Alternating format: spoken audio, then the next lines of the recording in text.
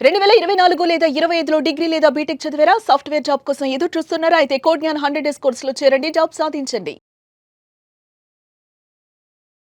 నమస్కారం సార్. నమస్తే. సార్ ప్రతిదీ కూడా పిల్లలు వాళ్ళ పేరెంట్స్ దగ్గర నుంచి నేర్చుకుంటారు అని చెప్తూ ఉంటారు. అంటే మనం బావున్నా, బాలేకున్నా ప్రతిదీ కూడా మన పిల్లల మీద ప్రభావం పడుతుంది అని అంటూ ఉంటారు. అండ్ ఎస్పెషల్లీ పిల్లలు తండ్రి దగ్గర నుంచి నేర్చుకోవాల్సిన హ్యాబిట్స్ ఏంటి సార్? బేసికల్‌గా అన్నీ పేరెంట్స్ నుంచే నేర్చుకుంటారు. పుట్టిన నుంచి టిల్ సర్టెన్ ఏజ్ వరకు.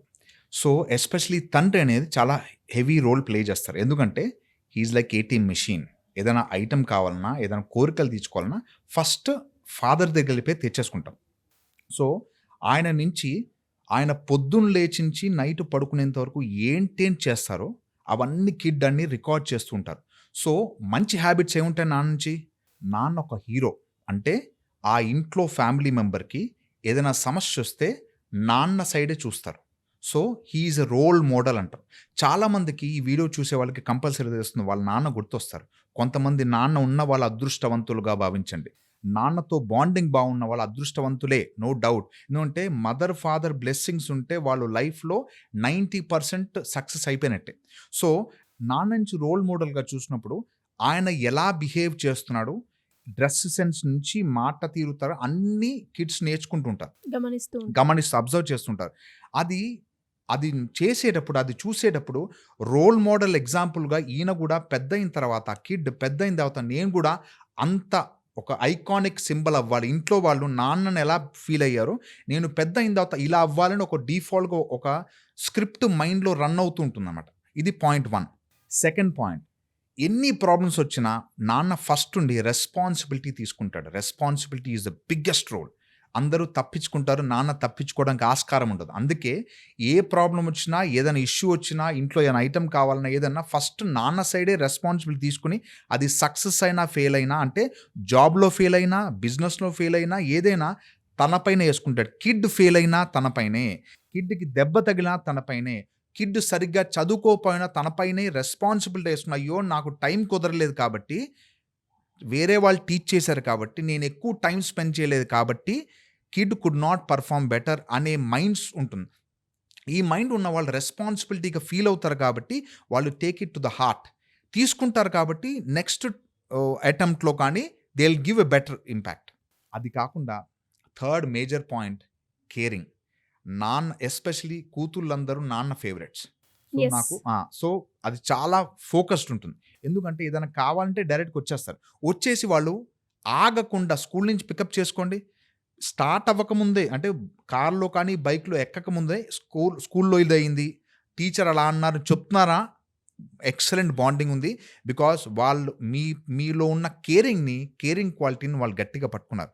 సో, అందుకే ఆ కేర్ అనేది ఎక్కడ లిమిట్ లేకుండా ఫుల్ ఫ్లెడ్జ్‌గా వాళ్ళు తప్పు చేసినా, ఉప్పు చేసినా, కరెక్ట్ చేసినా, చేయకపోయినా, మార్క్స్ ఎక్కువొచ్చినా, తక్కువొచ్చినా, "అరే boss! I'm there. You don't worry. I care you to the core" అంటే 100% ఉంది. Beyond that.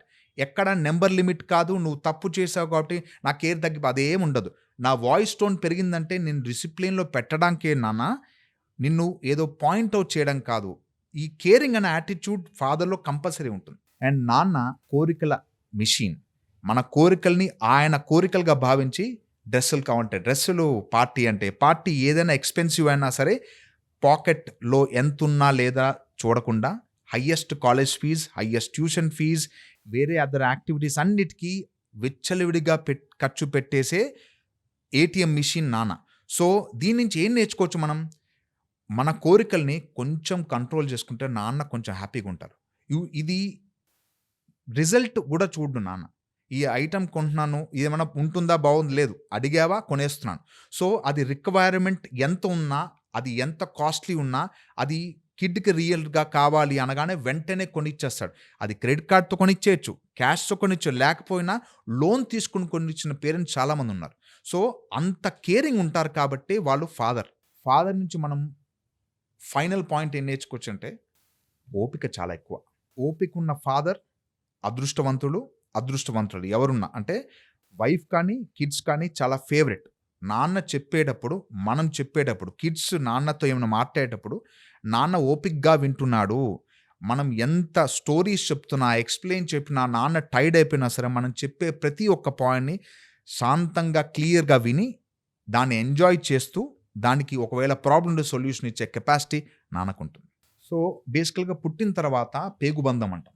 సో, ఆ కనెక్షన్ ఫస్ట్ 2½ ఇయర్స్ వరకు కిడ్ బొజ్జలోనే ఉన్నట్టు ఉంటుంది ఫీల్. అందుకే కిడ్‌ని తలపైన పెట్టని చెయ్యి, మీకు హార్ట్ బీట్ మీకు తెలుస్తుంది. ఎస్. సెకండ్ థింగ్ వెచ్చగా ఉంటుంది.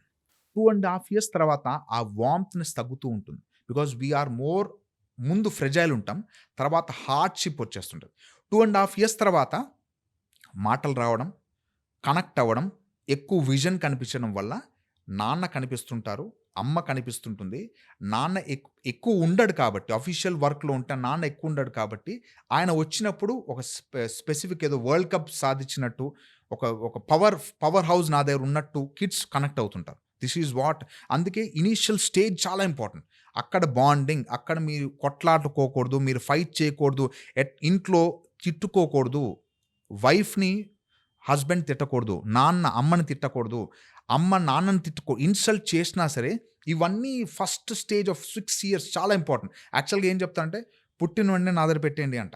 Get the kids. ఇనీషియల్‌గా పుట్టారా, కిడ్ ఉన్నారా, క్యారింగ్ ఉన్నారా, మీరు రండి నా కౌన్సిలింగ్‌కి. యూ కమ్ టు మీ, నాతో మాట్లాడండి. ఈ స్టేజ్‌ని ఒకవేళ దాన్ని ఎలా అసెస్ చేస్తామంటే, ఇంట్లో అట్మాస్ఫియర్ ఎవరెవరు ఉంటారు, మీ రిలేటివ్స్ ఎవరు ఉంటారు సార్, మీ రిలేటివ్స్ ఎవరు ఉంటారా, ఎంత big family, is that nuclear family or joint family, ఇవన్నీ ఇన్ఫర్మేషన్ తీసుకుని గైడింగ్ చాలా బెటర్గా ఉంటుంది. లేకపోతే వాళ్ళు కొంచెం స్టేజ్ దాటగానే కంట్రోల్ పవర్ పోతుంది, వాళ్ళకి ఎగ్జిస్టింగ్ ఎక్స్పీరియన్స్ ఏది ఉందో అదే ఫైనల్ అనుకుంటారు. బికాస్ మన మైండ్కి ఎలా ఉంటుందంటే, నాకు తెలిసింది అదే ఫైనల్ అని మైండ్ భావిస్తుంటుంది. అందుకే రెగ్యులర్ లెర్నింగ్ అనేది ఇంపార్టెంట్. లేకపోతే నాన్న అప్పుడు కొట్టాడమ్మని బ్యాడ్, నాన్న నా పైన గట్టిగా అరిచేట్టు చెప్తాను నా సంగతి. నేను అదే అంటుంటా, నాన్న అమ్మ పైన పగ తీర్చుకోండి. ఎలా? యాజ్ ఎ స్టూడెంట్గా మీరు ఏం చేయగలుగుతారు? ఒక దిక్కు లేదు, ఓన్లీ చదువుకోవడమే. మీరు బయటకెళ్ళి వర్క్ చేయాలన్నా 18 ఏజ్ దాటితే తప్ప నీకు జాబ్ రాదు, వర్క్ చేయలేం. సో నాన్న పైన అమ్మ పైన పగ తీసుకొని చదువుకోండి, 100 కొట్టండి. అండ్ ఇంకోటి ఏం చెప్తానంటే, don't run for numbers. Number కోసం పరిగెత్తద్దు, ప్రాసెస్ పట్టుకోండి. Great sir. Thank you so much.